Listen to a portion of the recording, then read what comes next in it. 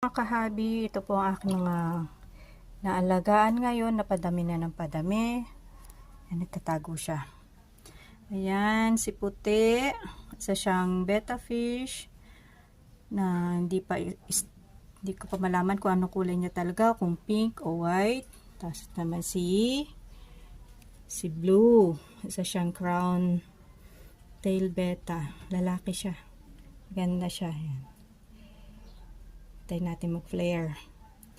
Ito naman, yan, may 1 month na siya sa akin. Ito, babae ito. Siya ang pinapaitlog ko ng pinapaitlog. Ito, babae din siya. Nag-iitlog din siya, kaso hindi pa kami nakakasucess. Ito ang aking bagong experiment. Bagong sinusubukan na papaitlogin. Hindi ko alam kung anong strain siya. Ito ang lalaki at ito naman ang babae. Hindi ko pa pinagsasama. Ito naman kakadating lang kahapon. Kadating lang kahapon yan. Mga giant molly. Ang iba'y nanganak na. Kaso patay yung anak. Ang iba patay. Ayan. Mga buntis. Lahat sila buntis. 4 na piraso. Kakadating lang kahapon, kakakuha ko lang kahapon.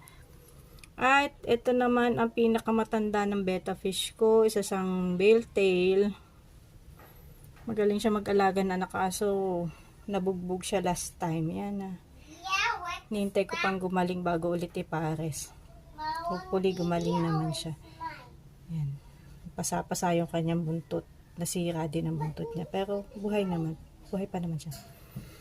At ito yung bago. Bago din to. Babae naman to.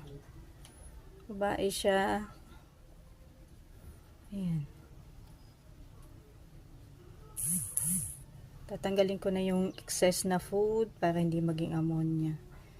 At hanggang sa muli mga kahabi.